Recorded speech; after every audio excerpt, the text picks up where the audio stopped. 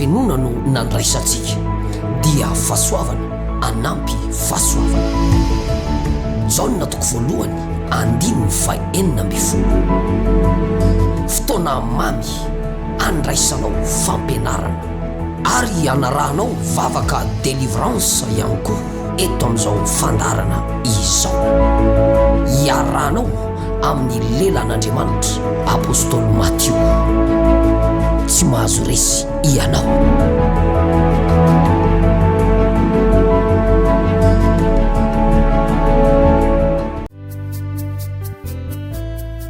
Lioka toko fahaefatra.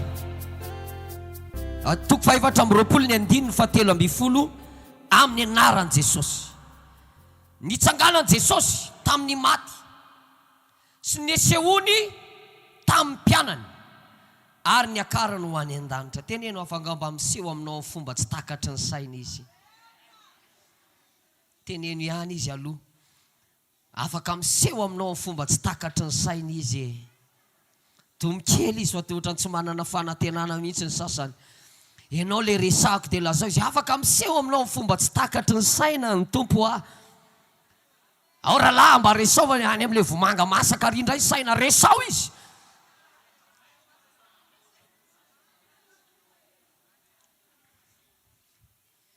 Halleluja.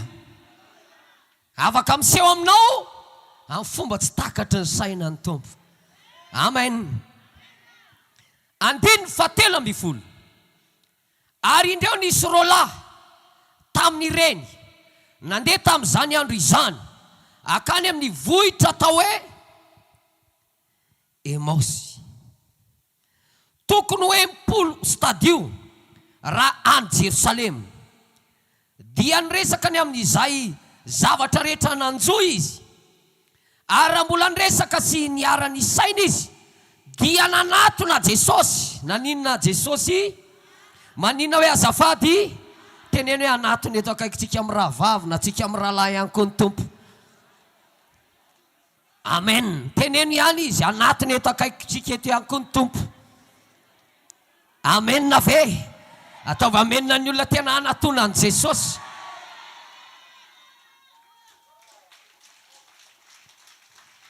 Dia nanatona Jesosy ka niaraka taminy.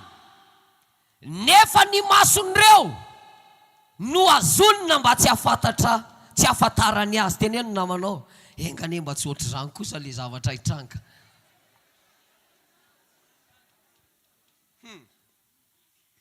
Nefa ny mason'ireo no azonina mba tsy afantarany azy.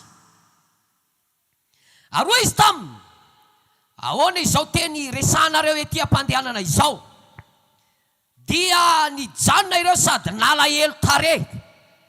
Ary ny anankiray izay atao hoe Kleopasy namany namalaka nanao taminy hoe ianao irery va no vahiny mitoetra any Jerosalema, tsy mba malala izay zavatra tonga tao amin'izao andro izao. Fa hoy izy taminy, zavatra manao ahoana moa izany? Ary hoy izy roa lahy taminy, ny amin'ny Jesosy avy any Nazareta, mpaminany mahery tamin'ny asa sy teo anatrehan'Andriamanitra sy ny vahoaka rehetra, dia ny amin'ny nanolora ny lolo ny mpisorony sy ny mpanapaka eto amintsika azy anameloana azy ho faty sy nanomboana azy amin'ny azo fijaliana. Nefa natenainay fa izy no ilay efa anavitra ny Israely. Ary tsy izany ihany, fa androany no andro fahatelo hatramin'izay natongavany izany. Nefa kosa ny vehivavy sasany izay namanay na very hevitra anay fa tany amin'ny fasana maraina koa izy, ary raha tsy nahita ny faty izy dia tonga ka nilaza fa efa nahita an Jesosy, nahita anjely niseho kosa izay nilaza fa velona izy. Amen. Velona hoa izy. Lazao ny namanao velona tomponao. 19:20 dia nandeha ny sasany izay nomba anay ka nakany amin'ny fasana, ary nahita araka izay nolazainy vehivavy nefa izy tsy hitany. Ary hoy izy taminy, ry adala sy votsasainy ka tsy mino izay rehetra nolazainy ny mpaminany. Moa tsy tokony ho niatra izany fa Kristy ka hiditra any amin'ny voninainy. Dia nanomboka hatramin'ny Mosesy sy ny mpaminany rehetra izy ka nanambara tamin'ny hevitry ny teny milaza azy ny amin'ny soratra masina rehetra. Ary efa mby teo akaiky ny vohitra izay efa alehan'izy roa lahy izy, ary Jesosy toa nanao andeha lavitra kokoa. Fa ireo nanery azy ka nanao hoe, mitoera ty aminay. Tenenina manao, Tompo mitoera ty aminay. Taovy mafy e. Halleluja. Engane mba hitoetra any aminareo izy. Mitoera ty aminay fa efa ho arivo izao. Ka lasan-davitra ny andro dia niditra hitoetra tao aminy izy. Ara niara nipetraka nihinana teo aminy izy. Dia nandray ny mofo ka nisaotra dia namaky ny sy nanolotra azy. Dia nahiratra ny mason'ireo ka nalala azy, fa izy kosa dia tonga tsy hitany. Lazao ny namanao, nahiratra ny masony ka nahafantatra an Jesosy. Fa ny Tompo tonga tsy hita. Ataovy amen na maresa lahatra. Asotehaka ampandresy. Raisiko lay 5 hoe fa 5 tsy maninona. Ary mbola niresaka sy niara-ny saina izy dia nanatona Jesosy ka niaraka taminy. Nefa ny mason'ireo no azonina mba tsy ahafantarany azy.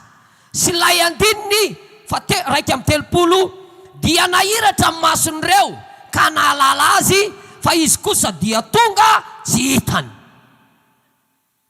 Lazao ny namanao, afaka miseho aminao amin'ny fomba hafa ny Tompo. Fa rehefa tena miseho aminao amin'ny tena izy dia manjavona aveo. Ianao le resahako hoe. Tomy misy izy, ianao le resahako. Halleluja. Ny loha-hevitra antsika androany dia izao: Jesosy Kristy sy ny fitiavany sakaizany. Jesosy Kristy sy ny fitiavany ny sakaizany sy ny fomba fiainana izy ireo. Fomba fiainana izy ireo. Teneniny namanao, ianao ve sakaizan'ny Tompo? Malala ny Tompo? Antanio aloha izy. Malala ny Tompo ianao sa? Malala ny anjely Mikaela sa? Halleluja! Ataovy halleluja ny olona volona anaraka voaloham-polana mahafinaritra. Lazao ny namanao, mila mafampany ianao mihaino afatra, fa ho anao le resaka androany. Teneno izy, ho anao le resaka androany. Tomy izy, ianao le resahako, ho anao le resaka androany. Halleluja.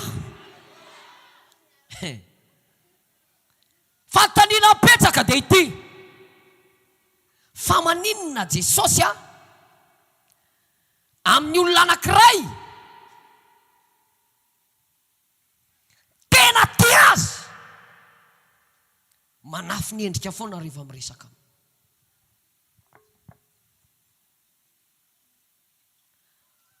Fitaona vavaka ianao havelon'ny Tompo aminao ny andriny.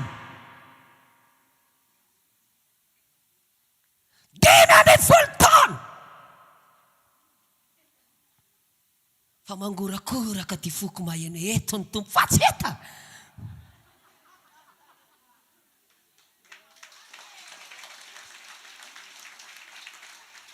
Ranomaso latsaka tomany. Jesosy aizy ianao, tiako angenao Tompo e.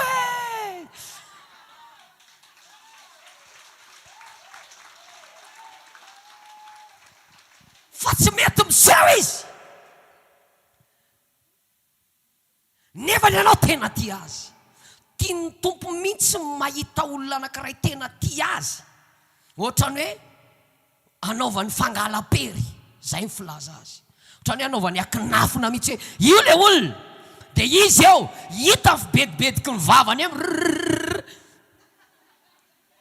hitany io ranomaso kely io fitopitopoky mifony aiza eo izy fa feniny tsy hoe Jesosy tsy tiany le olona na tsy tianao fa tiany be anao fa fafinaretanao azy mihitsy mahitanao ohatriny nino hoe miaiky amrehatra le fitiavana.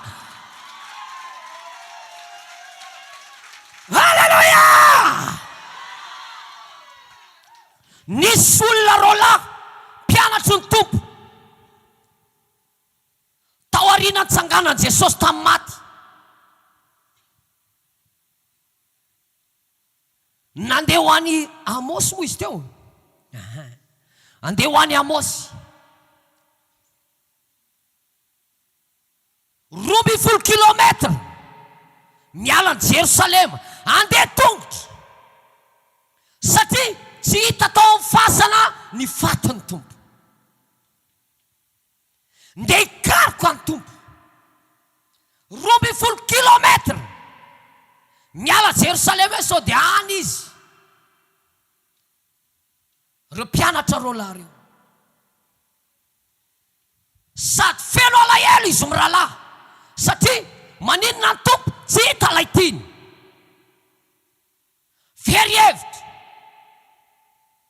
3 andro tao aoriana nitsanganan Jesosy tao aoriana nahafatesan'ny Tompo izany hoe le andro fahatelo. Dia niresaka izy mirahalahy eny an-dalana mbola tsy mbola lasa 2 kilometra ny alan'i Jerosalema dia nanatonan'ny Tompo naka endrika olo-kafa ny Tompo lehilahy ihany izy fa naka endrika lehilahy hafa ohatra amin'ny Matio ngamba ny angezany tamin'izany.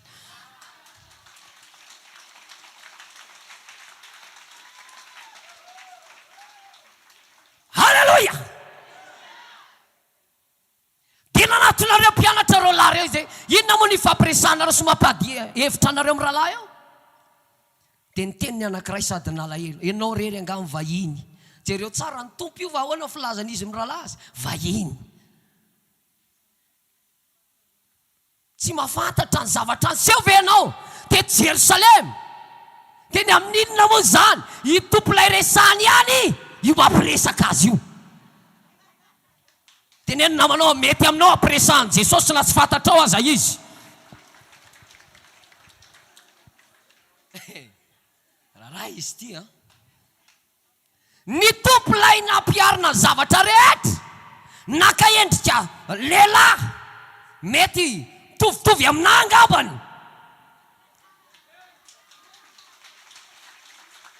Eka mba maniry tovitovy amin'ny Tompo zay ko. Halleluja! Dia miresaka dia efa ny amin'inony zany ianao ty mihitsy ianao rery ny vahiny eto tsy fantatrao mihitsy ve 3 andro zay ny amin'ny Jesosy lay mpaminany lehibe niaraka tamin'ny herin'Andriamanitra sy ny tenin'Andriamanitra nampiaiky ny olona ary izy ny natenainay famonjy ny Israely kanjo mivonon'ny olona malahelo zay io. Dia ndeha ho aizy nareo mirahalahy ndeha ho any Amosy zay aninonany sao dia mba any iziko.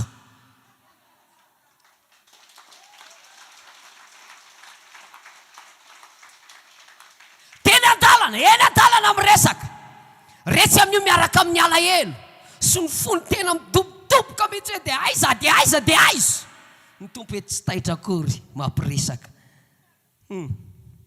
Ary aza tratra ny ampiresahan'ny Tompo ihany nefa tsy mahafantatra hoe ny Tompo io azao ny namanao raharaha be zany hoe to misy raharaha be zany Halleluja!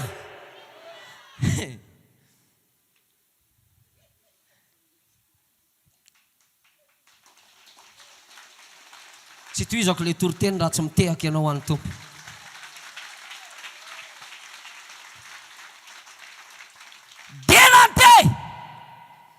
Dia nanomboka amin'izay Jesosy zany ve le izy? Dia ohatr'izao dia nisy vehivavy nandeha tany amin'ny fasana namanay ihany dia nandeha tany dia anjely ny hitany tao fantsangana tamin'ny matony izy. Dia nandeha tany koa ny rahalahinay, ny apôstôly rahalahinay, dia mbola tsy nahita ninninona. Dia zay dia ho any Amosy, sao dia mba any izy. Ndao fa hiara-dalana aminareo iny tompo, mba hanao sécurité anareo amin'ny rahalahy eny an-dalana eny. Lasa nandeha 12 kilometra. Fa nivoasan'ny tompo amin'izay ny tenin'Andriamanitra, ny soratra masina. Nanomboka tany amin'ny boky Mosesy, ny mpamina ny rehetra nanambara mahakasika ny amin'ny atao hoe Jesosy.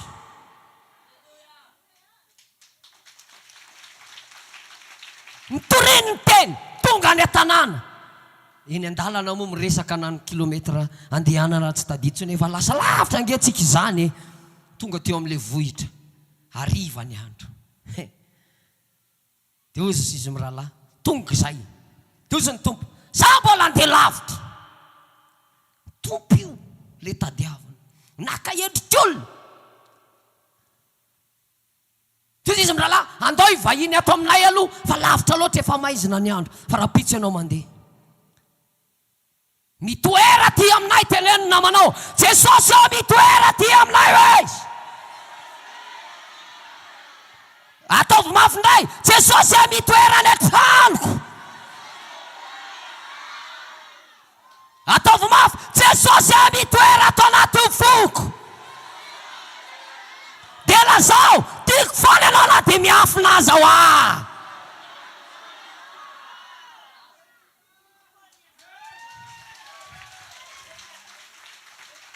Halleluja!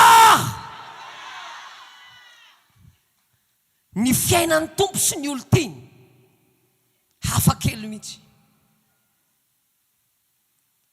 Ny vahiny tao amin'izay dia ny sakafo, dia ny zaramofo, dia ny sinsisa sy ny sisa. Tapitra ny sakafo. Nanomboka nangorakoraka ny fony izy mirahalahy, tratran'ilay fanatrehan'ny tompo teo. Teny an-dalana aloha ny takonina amin'ny masony. Fa rehefa nanomboka iseho aminy amin'izay tompo, ampahafantarina hoe zanga ety. Dia nanomboka ny amin'ny tombo ilay fitopoko ny fony. Tension arvezan sahiny, nefa tsy izy akory. Friatsy ny afo-pitiavana io. Halleluja! Halleluja! Teo izy mirahalahy manomboka miamahiratra, maso miamahiratra. Vao nahafantatra hoe ny tompo ity. Dily izy.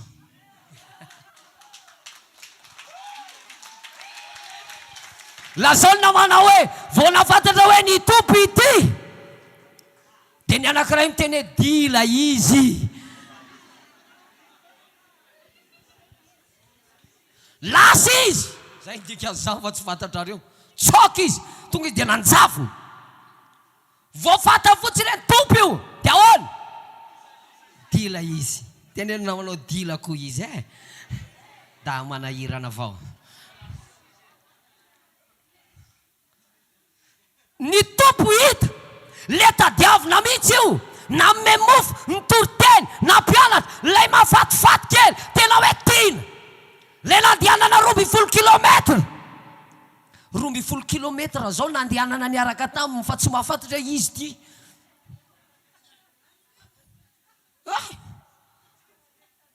Nefa mbola andeha hitady anazy. Ny tompo eo, nefa ny izy le tadiavina. 12 kilometra miara-mandeha fa tsy mahafantatra. Tenenina manao aza tratran'izany ihany. Vao ny tompo io, izy nanjavona, nga izy tratranao akory. Andraitsika amin'ny rahalahy koa zany dia mianahana mihitsy. Haika ny tompo iny, tena izy le tadiavina indray. Izy vao teny tompo eo. Tenenina manao engane mba ho tratran'izany ianao amin'ny fotoanany.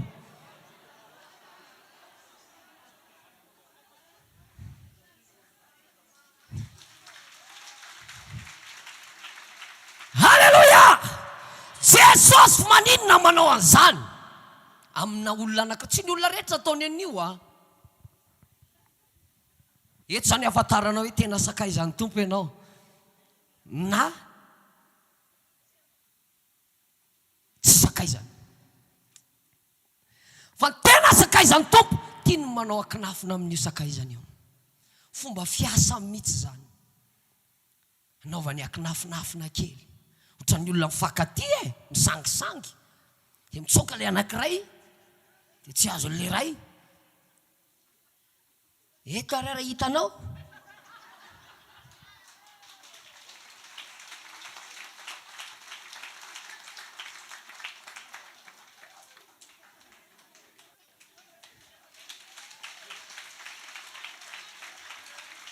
Halleluja!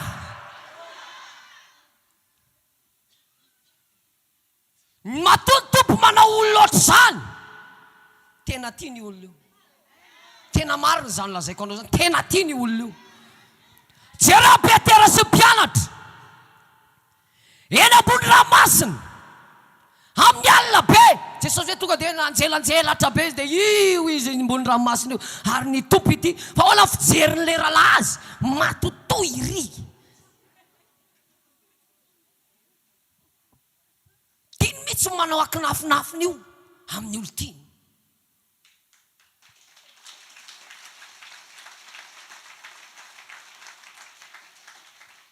Matotoy iry ozy izy. Efa ela ampitahory Tompo eo aloha. Maika izy manato.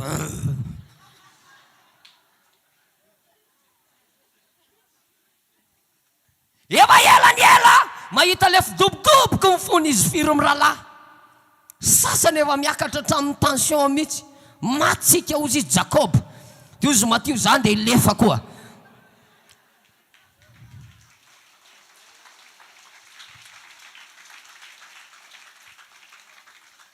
Fa ilay lehilahy anankiray atao hoe John natazana. Efa ela vao sokafana ny masony dia nilaza hoe ny Tompo iry. Fa maninona izy amin'ny vehivavy nandeha tany amin'ny fasana. Efa ny Tompo zao nitadiavinao anaty fasana. Vao maraina mangiran-dratsy. Miaraka amin'ny ranomaso. Mbola vita ny Tompo ihany raha lasana bavy misangy amin'ny olona io. Nefa ny anaty olana. Jereo nge tena ao anaty alahelo, ao anaty fakivina, ao anaty inona ilay Maria Magdalena sy ny namany. Fa hola ozy izy. Mbola ela be izy. Sangisangidy teo aloha. Anjely ve ty sa mpiandro fasana ty sa iza sa iza. Efa ela vao nitenenany hoe za ianty. Vao vita zay aza mikasikasika koa e.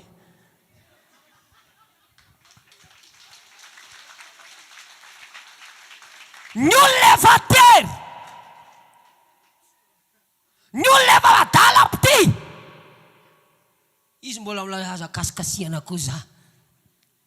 Raha za tratran'izany agny. Raha za aloha zany a. Eny koa aroaka.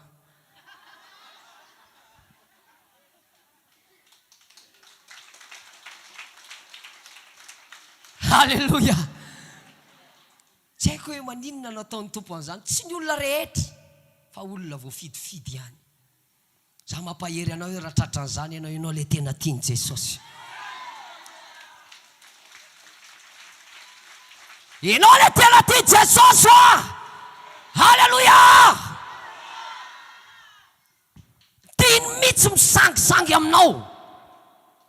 Misy taona nge nareo eo ihany ny Tompo dia ny ravitsofinao fotsiny ataonao ohatr'izao e. Ianao mieritreritra lalitra sa moka nefa ny Tompo io. Sa tsy marina zany. Sanginy.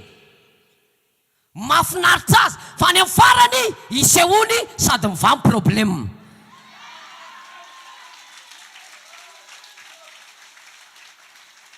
Ohatrany hoe tiany mihitsy no mampiakatra an'ilay afitiavana ao anatinao. Fa iza ny tadiavinao? Tompo ah! Fataonao inona izy? Ka tena le izy tsy misy afa-tsy ny Tompo e. Aolozy izy ilay vehivavy tany amin'ny fasana. Nataonao aiza mifaty ny Tompo? Nefa ny Tompo io lazainy fa nangalatra mifaty ny Tompony. Nefa ny Tompo ihany io. Iza koa no angalatra ny tenany. Mazava sa tsy mazava izy? Dia zany ianao mafantatra amin'ity voaloham-bola ty. Hoe ianao ve le tena malala ny Tompo? fantatrao le izy malalany ianao sa tsy malalany. Ka raha misangy aminao izy ao anatin'ny zavatra ohatr' izany dia mifaly, dia mitsiky, dia manaova aleloia mafy ho an'i Jesosy ary.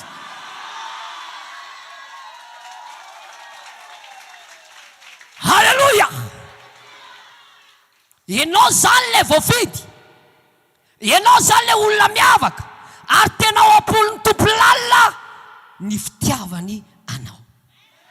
Lazao ny namanao ny fitiavany anao.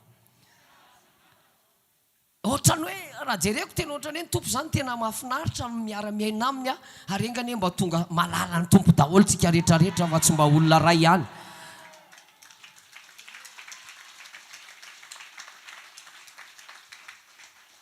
Raha mikaroka tompo ianao androany, mety iseho aminao izy, fa engandre mba tsy haka endrika matoto, fa tena aneo ny endriny mihitsy izy ety amin'izay zany le nandehananao tany amin'ny vavadiny lanitra tary.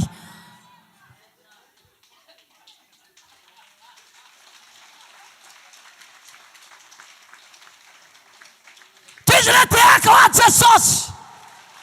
Halleluja! Dia ilazy ianao hoe fa inona moa ny itadiavanao azy? Dia hiteny anao, izy irery ihany no tiako.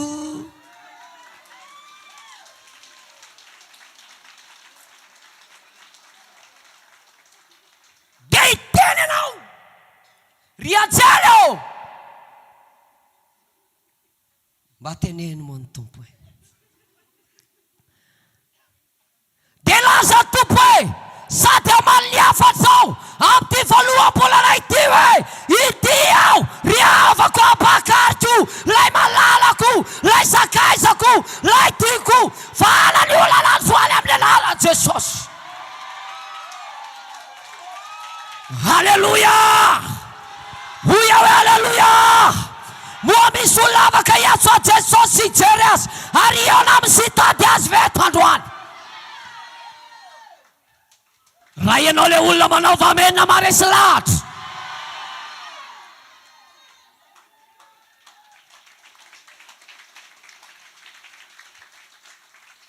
ny tompo tsy mba mampifilafila zany, fa ny tompo tia misangy amin'ny olo tiany. Lazao ny namanao ny tompo tsy mampifilafila zany, fa tia misangy amin'ny olo tiany izy. Tiany mihitsy io. Ny olona tena tiany sangiana ohatr' zany. Eo ny afantaranao hoe tena ny tompo marina ka ity ana. 7 taona ianao zay tsy nisehono, 8 taona, 7 taona, 20 taona. Hozy ianao fa aiza tao anaty fifadikanina mbola tsy niseho ihany izy fa fanatrehany fotsiny renao eo. Dia izy ianao fa manino? Iny le 12 kilometra iny. Lazao namanao iny le lalana 12 kilometra iny. Voaloham-bolana engane izy iseho, ary rehefa iseho izy dia tsy dila koa fa hijanona eo anilanao amin'ny alalan'i Jesosy.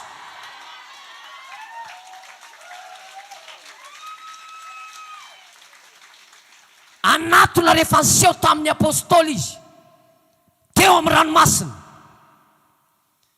dia hoy Petera, raha ianao ihany io ataovy manatona anao. Teo izy tsy nitsoka tsony izy teo fa ahoana izy avy.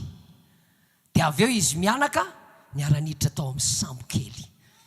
Teneniny namanao mba ho tahaka an'izany any ety androandroany ety, fa tsy ohatran'ny le omaly hoe. Halleluja! Hoia halleluja! Mba ho tahaka an'izany rehefa ela ny ela hitady an' Jesosy ianao, dia iseho izy, ary rehefa iseho izy dia tsy hitsoka, tsy hanjavona, fa hiteny izy hoe ity aho zay tadiavinao. Dia hiaraka hiditra amin'ny sambo kelinao izy, dia hitsahatra ny tafio-drivotra, hitsahatra ny onjan-dranomasina, ary io ranomasina io aboaka tondro vavety ho anao amin'ny anaran'i Jesosy.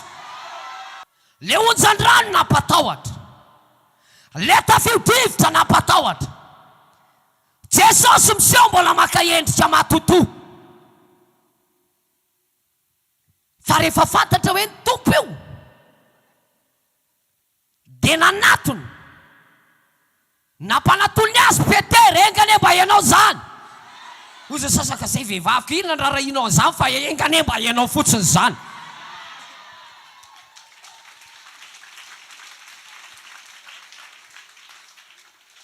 Halleluja. Nanatona lay apôstôly lehibe atao hoe Petera. Matio ny andro tery anaty ranony sambo hoe zay atongavanao eto komba manakaikaiky e. Iza niditra anaty ranomasinao ka raha tsy foaty aoka.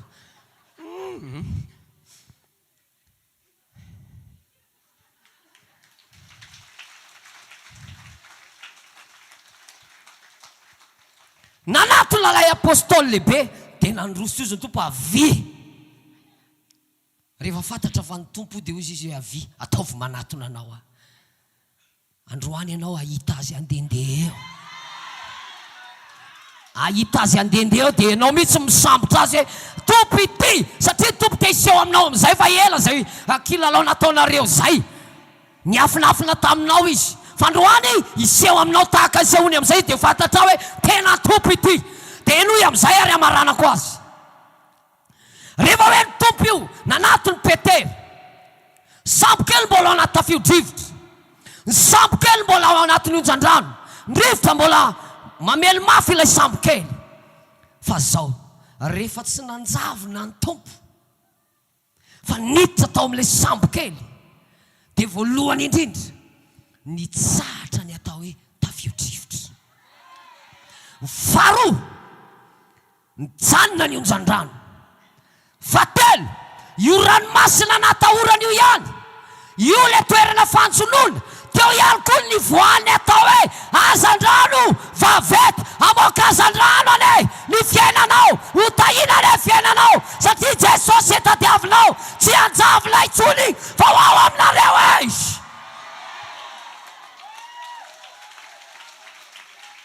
Halleluja. Lazao ny namanao mivany olana, teneno mivany olana, teneno mafimafy mivany olana.